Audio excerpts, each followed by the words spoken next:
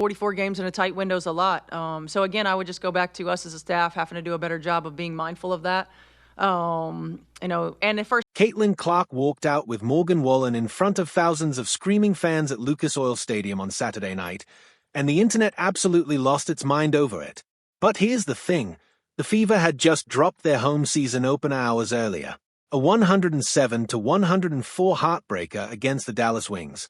Clark missed a potential game-tying three with 7 seconds left on the clock, and instead of lying low, she walked straight into one of the loudest entrances in country music.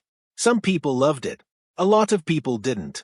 And the conversation that exploded online says way more about where women's basketball stands right now than any single game result ever could. Let's actually break this down properly, because there are multiple layers here that most people are glossing over in the rush to either defend or drag her. First, the game itself. The Indiana Fever opened their 2026 WNBA season at home, and they came out firing. This wasn't a blowout. This wasn't an embarrassing performance. A 3-point loss in a season opener against a Wings squad that came in motivated and organized is not a collapse. Clark finished with 20 points, 7 assists, and 5 rebounds.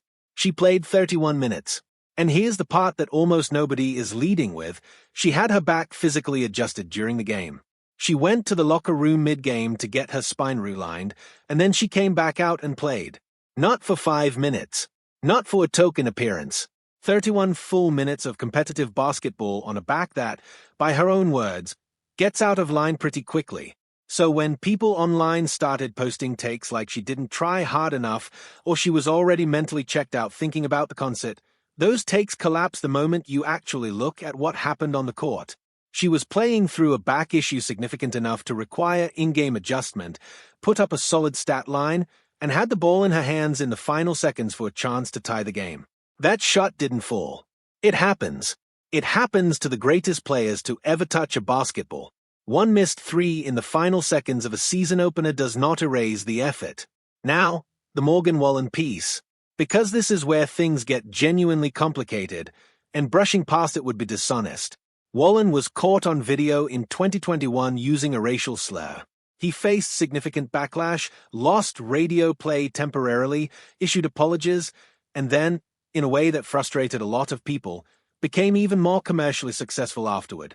His fan base rallied around him. His numbers grew. He became one of the biggest names in country music despite, or in some cases almost because of, that controversy. That is the reality of where he stands culturally right now, and it's a reality that means when a public figure chooses to publicly associate with him, they are making a visible choice that carries weight. Some fans, particularly black WNBA fans and allies who have been vocal about racial justice issues in and around women's basketball, saw Clark's appearance with Wallen not as a neutral celebrity crossover moment, but as a statement. The comment that went viral, "She walks out with a racist, not a good look," reflects a real frustration. And dismissing that frustration as just Twitter noise or people looking for reasons to be upset misses something important. These are fans who have supported women's basketball through decades of underfunding, underexposure, and disrespect. Their voices matter. Their discomfort matters. At the same time, there's a version of this conversation that gets messy fast. Clark hasn't made a public statement about Wallen's past. Walking out at a concert isn't an endorsement of every single thing a person has ever said or done. Celebrities share stages and spaces with complicated people constantly, and the standard isn't always applied uniformly. Some of the same accounts piling on Clark for this appearance have stayed completely silent on far worse behavior from far more powerful figures in sports and entertainment. That inconsistency doesn't invalidate the criticism, but it does add context to why these conversations so often generate more heat than light. What's harder to ignore is the broader pattern around Caitlin Clark specifically. She has become the most visible figure in women's basketball, possibly ever, in terms of mainstream crossover attention. That visibility comes with a level of scrutiny that is genuinely unprecedented for a WNBA player. Every decision she makes, who she spends time with, what she wears, what she says in post-game interviews, whether she smiles at the right moment, gets dissected in ways that her teammates simply don't face. That's not entirely fair. But it's also the trade-off of the platform she has built and the cultural moment she has stepped into. Fever teammate Sophie Cunningham watched the whole thing and called Clark a badass on her Instagram story. That's notable.